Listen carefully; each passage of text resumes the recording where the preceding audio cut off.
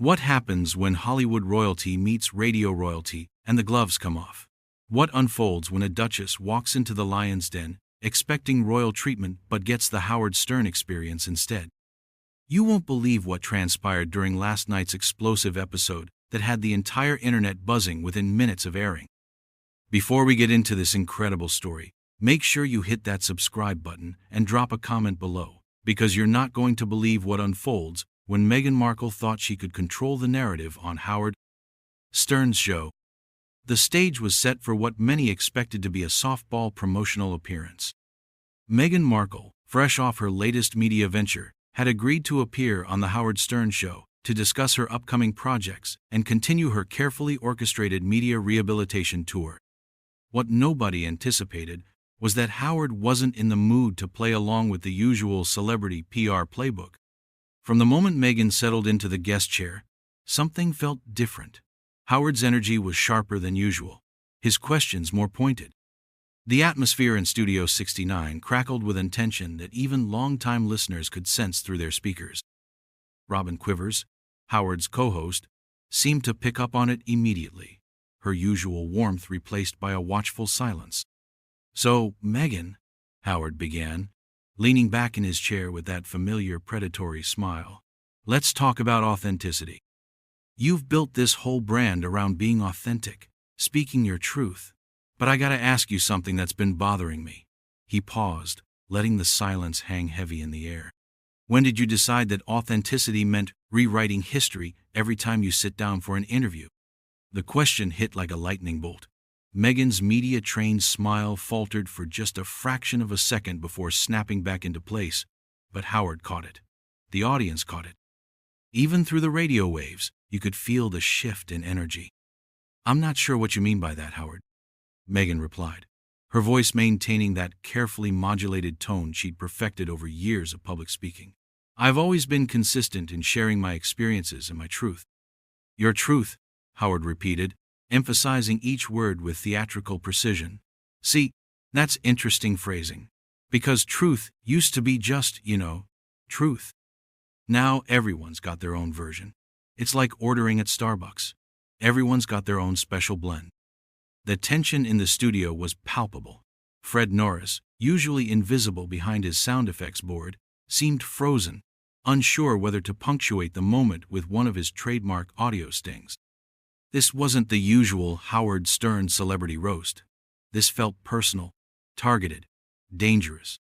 Meghan shifted in her chair, her posture straightening into what royal watchers would recognize as her defensive stance. "Howard, I think there's been some misunderstanding about my intentions. I came here today to talk about my new projects and the positive work I'm doing." "Oh, the positive work," Howard said, his voice dripping with sarcasm. "Let me ask you about that positive work. Is part of that positive work throwing your family under the bus every chance you get? Because from where I'm sitting, it looks like you've made a career out of playing the victim while simultaneously stepping on everyone who helped you get where you are." The studio fell silent except for the low hum of the equipment.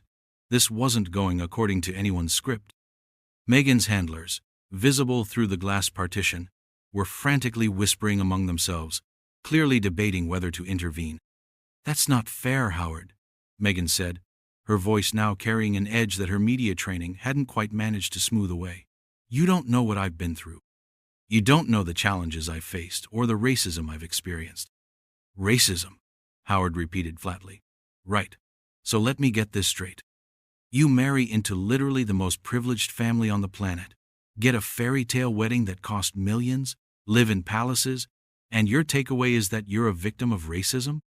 Meanwhile, there are people actually struggling with real racism who don't have the luxury of complaining about it from their Montecito mansion." The gloves were officially off. Meghan's carefully constructed media persona began to crack as her voice rose slightly. "You have no idea what it's like to be constantly scrutinized, to have every move you make dissected and criticized, to have your children's safety threatened." "Your children's safety threatened?" Howard leaned forward, his reporter instincts kicking in. "By who? The paparazzi you call when you want positive coverage? The same media machine you've been feeding stories to for years?" Or are we talking about the family members you've been systematically destroying in interviews? Robin finally spoke up, her voice cutting through the tension. Howard, maybe we should. No, Robin, Howard interrupted, his eyes never leaving Meghan. I think our guest wants to have a real conversation for once. Isn't that right, Meghan? Isn't this what authenticity looks like? Or do you only do authentic when you can control the narrative? Meghan's composure was visibly cracking. Her hands, which had been folded neatly in her lap, were now gripping the arms of her chair. You're being incredibly disrespectful, Howard. I came here in good faith to have a conversation, not to be attacked. Attacked? Howard laughed, but there was no humor in it. Lady, this isn't an attack. This is what a real interview looks like when someone isn't spoon-feeding you softball questions. You want to talk about disrespect? Let's talk about how you disrespected an entire institution, an entire family, and an entire country, because things didn't go exactly the way you wanted them to. The confrontation was escalating rapidly, and everyone in the studio could feel it spiraling towards something unprecedented. Meghan's team behind the glass was now openly gesturing, trying to get her attention, but she was locked in combat with Howard, her media training abandoned in favor of raw emotion. You don't understand the pressures I was under. Meghan shot back, her voice now clearly strained. The isolation, the lack of support, the way I was treated by the institution and the media, I had to protect myself and my family. Protect yourself? Howard's voice rose to match hers. By going on Oprah and torching everyone who helped you? By writing books and doing interviews where you paint yourself as the innocent victim while everyone else is the villain? That's not protection. That's character assassination with a PR team. The studio was electric with tension as these two media titans faced off, neither willing to back down, both too proud to retreat. What had started as a promotional appearance was rapidly becoming the most explosive confrontation in Howard Stern show history. And everyone present knew they were witnessing something that would be talked about for years to come. But this was just the beginning, because Howard Stern was far from finished, and Meghan Markle was about to discover that controlling the narrative wasn't going to be as easy as she thought. The silence stretched for what felt like an eternity before Howard leaned back in his chair, that infamous smirk spreading across his face. He'd drawn blood, and everyone in the studio knew it. But instead of backing off, he pressed harder, like a shark sensing weakness in the water. You know what I find fascinating, Meghan? Howard said, his voice deceptively calm now, which somehow made it even more menacing. You talk about being isolated and unsupported, but let's talk about what really happened. You had an entire PR machine working for you. You had staff, advisors, the best of everything. But somehow, everyone around you was the problem. Everyone except you. Meghan's jaw tightened visibly.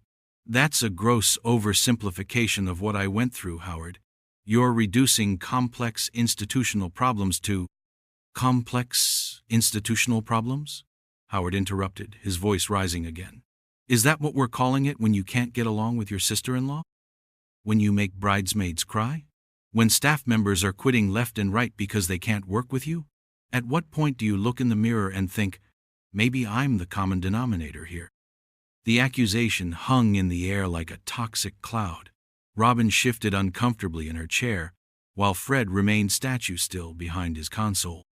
This was territory even Howard rarely ventured into, the complete dismantling of a guest's public persona in real time. That's not what happened, Meghan said, her voice now trembling with barely controlled anger. Those are tabloid narratives designed to tear me down. I was bullied by the British press from day one, and when I tried to defend myself, I was painted as difficult. Bullied by the British press? Howard's laugh was sharp and cutting. The same press that gave you wall-to-wall positive coverage when you first started dating Harry? The same press that celebrated your engagement, your wedding, your pregnancy?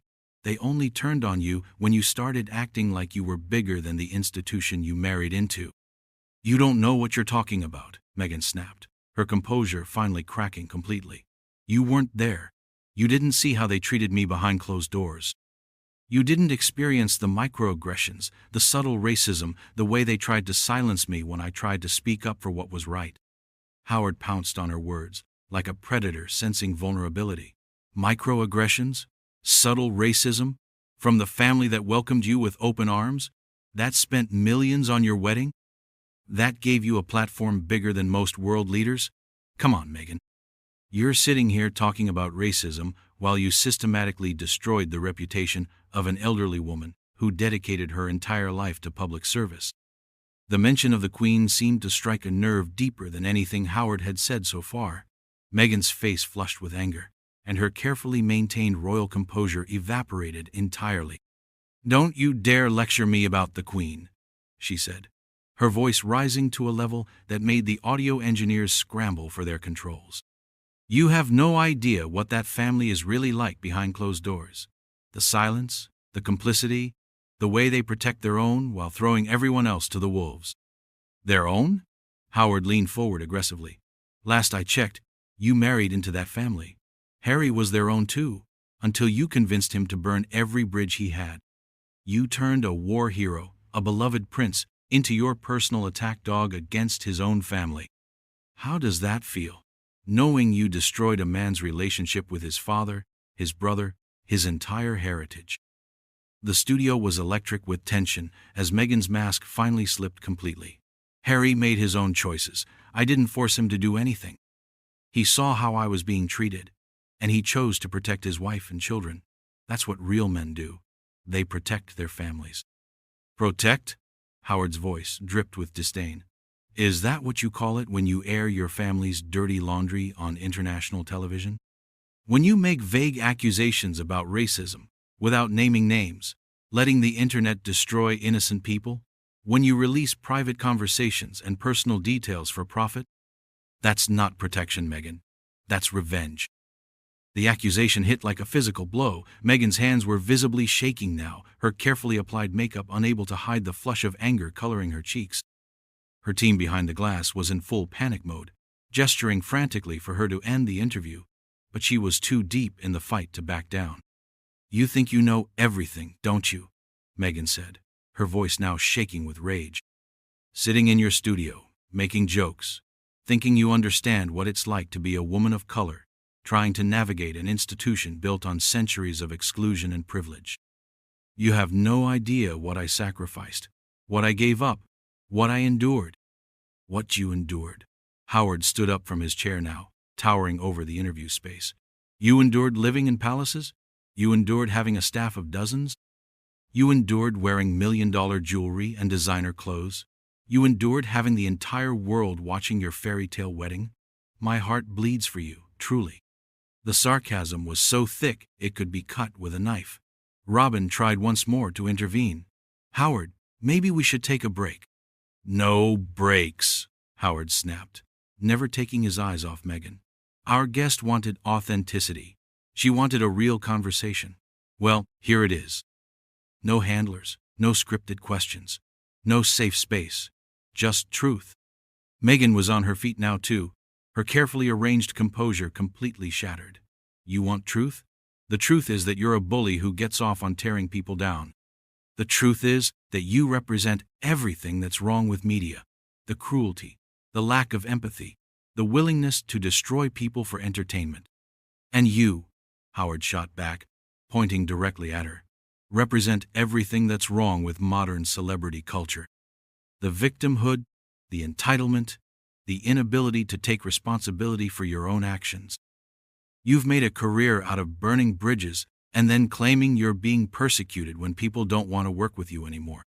The confrontation had reached a fever pitch, with both participants standing, facing off across the interview table like gladiators in an arena. The studio staff was frozen, unsure whether to intervene or let this historic meltdown continue to unfold. But Meghan wasn't finished. Her eyes blazed with fury as she prepared to deliver what she clearly thought would be the killing blow, setting the stage for the most explosive finale in talk show history. "You want to know what the real truth is, Howard?" Meghan's voice was now pure venom, her royal training completely abandoned. "The real truth is that you're a has-been shock jock who peaked 20 years ago, and now you have to attack women to stay relevant. You're threatened by strong women who don't bow down to your pathetic attempts at intimidation." The studio went dead silent. Even Howard seemed momentarily stunned by the sheer audacity of the attack. But if Meghan thought she had landed a devastating blow, she had severely underestimated who she was dealing with. Howard's face slowly transformed into something that regular listeners would recognize as his most dangerous expression, the calm before the storm. When he spoke, his voice was quiet, measured, and absolutely lethal. "Strong women?" Howard said, each word dripping with contempt. "Lady, I've interviewed actual strong women. Oprah built an empire from nothing. Barbara Walters broke barriers when journalism was a boys' club. Hillary Clinton fought her way to the top of American politics. You? You married into royalty and then spent every waking moment complaining about how hard your life was. That's not strength. That's the opposite of strength." Meghan's face went white with rage. "How dare you compare me to other women like we're competing in some misogynistic ranking system? You don't get to define what strength looks like for women, especially women of color who face challenges you could never understand." "Women of color?" Howard's voice rose to match hers. "You want to talk about women of color? Let's talk about all the women of color who actually face real discrimination, real poverty, real struggles, while you sit in your mansion complaining about how the royal family didn't appreciate your Hollywood background enough. You've turned your mixed-race heritage into a weapon you use whenever someone criticizes your behavior." The accusation was so brutal, so direct, that the entire studio seemed to recoil. Fred actually looked up from his console for the first time during the entire interview, his eyes wide with shock. Robin's mouth was hanging open. Even Meghan's handlers had stopped their frantic gesturing and were simply staring in horror. "That is disgusting," Meghan spat, her voice now shaking with pure fury. "You're disgusting. To sit there and minimize the racism I've experienced? To dismiss my struggles because I had privileges. That's exactly the kind of toxic masculinity and white privilege that I've been fighting against my entire adult life." "White privilege?" Howard laughed, but it was a harsh, bitter sound. "I'm the son of a radio engineer from Queens who worked his way up from nothing. You grew up in Hollywood, went to private schools, had acting coaches, and married a prince. But somehow I'm the privileged one? The delusion is incredible." Meghan was visibly trembling now, her carefully applied makeup starting to run as her emotional control completely collapsed. "You don't know anything about my childhood, about what I went through growing up biracial in America, about the struggles I faced trying to make it in Hollywood as a woman of color." "Struggles in Hollywood?" Howard pounced on her words like a predator. "You mean the struggles that led to you landing a starring role on a hit TV show? The struggles that put you on red carpets and in magazines? The struggles that introduced you to the social circles where you met a prince? Those struggles? Because from where I'm sitting, it looks like Hollywood worked out pretty well for you." The confrontation had reached a level of intensity that nobody in the studio had ever witnessed. Meghan was now openly crying, but they were tears of rage rather than sadness. Her whole body was shaking as she pointed an accusatory finger at Howard. "You are everything that is wrong with this world," she screamed, her voice cracking with emotion. "You sit there in your privileged position, tearing down women, especially women of color, for entertainment. You're a relic from a toxic era that the world is moving beyond. And you," Howard roared back, now fully unleashed, "are everything that's wrong with modern celebrity culture. You take every advantage, use every privilege, exploit every opportunity, and then play victim when people call you out on your behavior. You've made victimhood into a brand, and frankly, it's pathetic." The word pathetic seemed to be the final straw. Meghan's face contorted with pure rage as she grabbed her purse from beside her chair and stood up so violently that her chair nearly toppled over. "I don't have to sit here and listen to this abuse from a washed-up radio host who thinks he's still relevant," she shouted, her voice now hoarse from the emotional strain. "You're nothing but a bully with a microphone, and I'm done giving you the attention you so desperately crave." "There it is," Howard called out as she started to storm toward the studio door. "The real Meghan Markle. When things don't go your way, when you can't control the narrative, when someone asks you real questions, instead of kissing your royal behind, you run away. Just like you ran away from your family Just like you ran away from England, just like you run away from every situation where you can't be the victim. Meghan spun around at the door, her face streaked with tears and twisted with fury. You know what, Howard? History will remember me as someone who stood up for what was right, who fought against racism and inequality, who used my platform to make the world better. You'll be remembered as a sad old man who got his kicks from humiliating women on the radio. History. Howard laughed one final time. History will remember you as the woman who married a prince and then spent the rest of her life complaining about it. The woman who had everything handed to her and still wasn't satisfied. The woman who turned being a royal into a professional grievance. With that final exchange, Meghan Markle ripped open the studio door with such force that it slammed against the wall. Her team scrambled to follow her as she stormed down the hallway, her heels clicking furiously against the floor. The sound of her departure echoed through the studio as the door slowly swung shut behind her. Howard remained standing for a moment, breathing heavily, before slowly sinking back into his chair. The studio was absolutely silent, except for the low hum of the equipment and the distant sound of elevator doors closing as Meghan and her team made their escape. Robin was the first to speak, her voice barely above a whisper.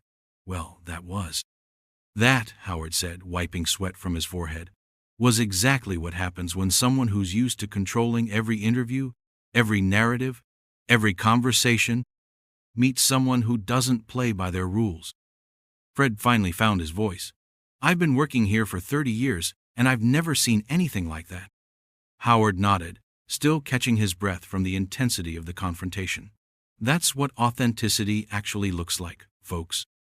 Not the sanitized, focus-grouped version that celebrities try to sell you. Real authenticity is messy, it's uncomfortable, and sometimes it reveals things that people would rather keep hidden. As the studio slowly returned to normal, with staff members beginning to move around again and equipment being adjusted, it was clear that everyone present had witnessed something unprecedented. The most explosive celebrity meltdown in radio history had just unfolded in real time, and the aftershocks would be felt across the media landscape for months to come. The interview that was supposed to be a simple promotional appearance had instead become a masterclass in what happens when Hollywood privilege meets New York directness.